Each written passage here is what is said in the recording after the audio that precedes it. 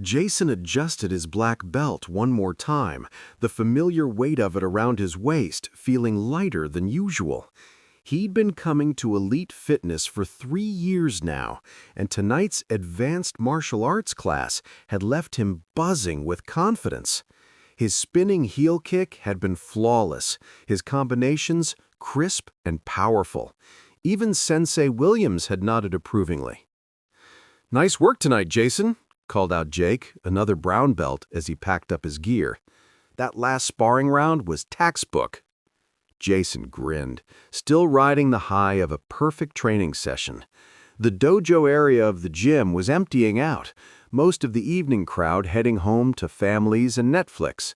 But Jason wasn't ready to leave yet. The adrenaline was still pumping through his veins, and he found himself shadowboxing in the corner, throwing combinations at invisible opponents. That's when he noticed the cleaning man. The guy was maybe in his 50s, slight build, wearing a faded blue uniform with Miguel embroidered on the chest pocket. He moved quietly around the mats, methodically mopping and sanitizing the equipment. He'd seen him countless times over the years, always there after classes, always invisible, always working with a kind of peaceful efficiency that Jason had never really paid attention to.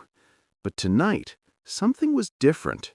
As Miguel bent down to clean under the heavy bag, Jason caught a glimpse of something that made him do a double take. The way the older man moved, there was a fluidity there, a balance that seemed too natural, too precise for someone who just pushed a mop for a living. "Hey," Jason called out, his voice echoing slightly in the nearly empty gym. "Miguel, right?"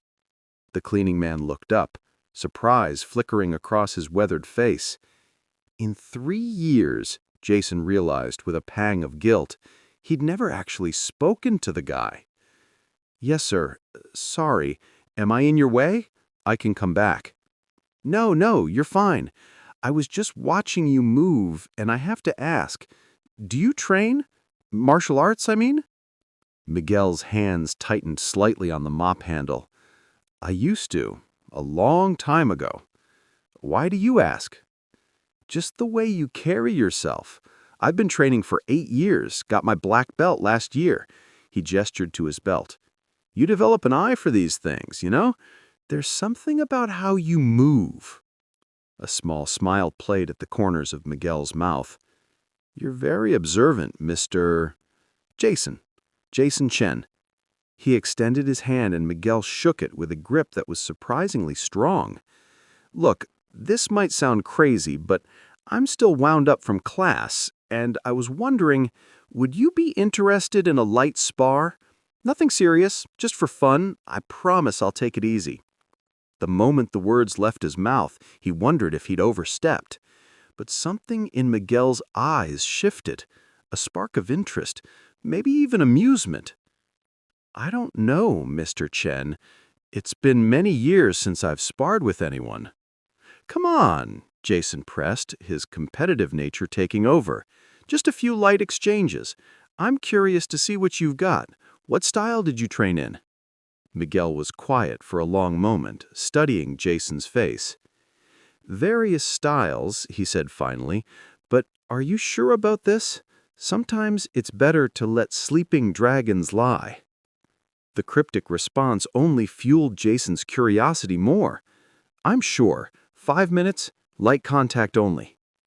Miguel set down his mop and walked to the center of the mat area.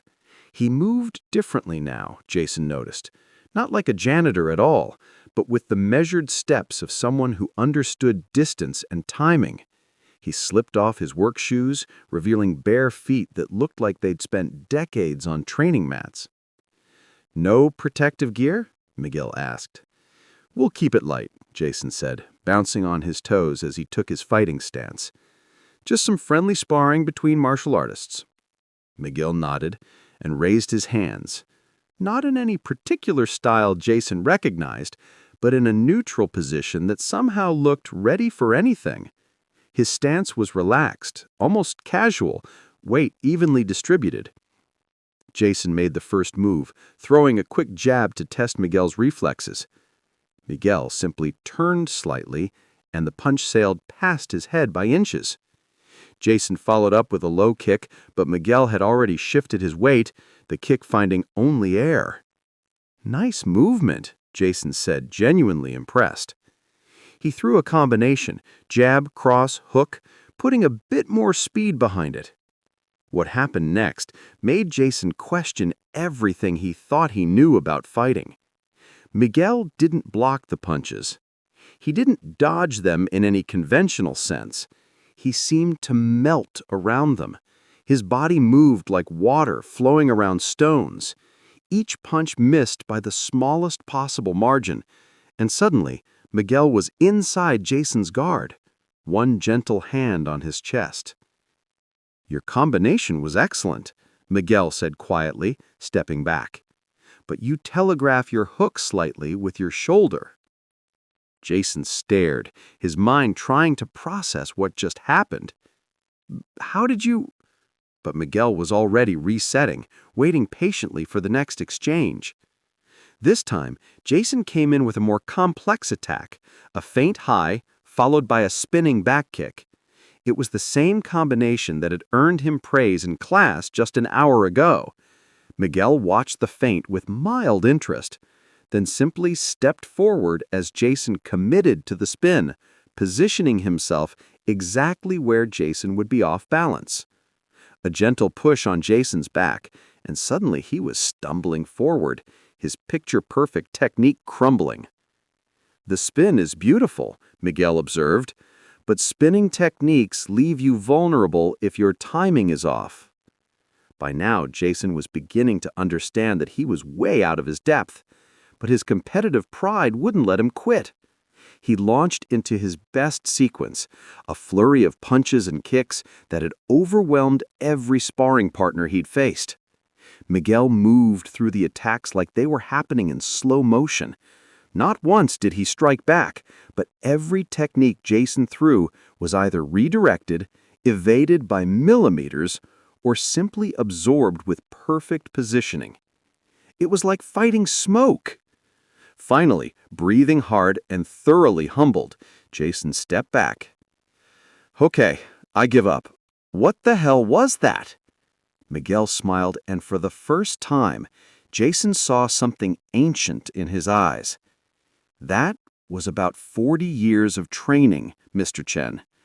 I started when I was 12 in Hong Kong, studying Wing Chun. Then Tai Chi, then boxing, then Brazilian Jiu-Jitsu when I moved to Brazil in the 80s.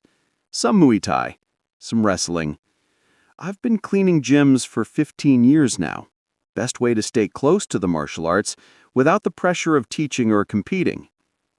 Jason's jaw dropped. "You're a master. Why are you working as a janitor?" "Why do you work in accounting?" Miguel countered gently. "A job is a job, Mr. Chen. But this," he gestured to the mats around them, "is life. I get to be around the energy of people learning, growing, challenging themselves. And sometimes I get to remind a cocky black belt that there's always more to learn." The words should have stung, but Miguel's tone was so kind, so without malice, that Jason found himself laughing instead. "I can't believe I challenged you to a light spar." "You couldn't have known. But you had good instincts. You sensed something and you acted on your curiosity. That's the mark of a true martial artist." As Miguel picked up his mop and continued his cleaning routine, Jason stood there processing the encounter. His black belt, which had felt so significant an hour ago, now seemed like just the beginning of a much longer journey. "Miguel," he called out as the older man moved toward the next piece of equipment, Would you consider teaching me sometime? I mean, when you're not working?" Miguel paused, considering. "Come back next Tuesday after your class. We'll see if you're ready to learn what you don't know yet." As Jason gathered his gear and headed for the door, he realized that the most important lesson of his martial arts career had just come from a man with a mop. in an empty gym long after the formal classes had ended.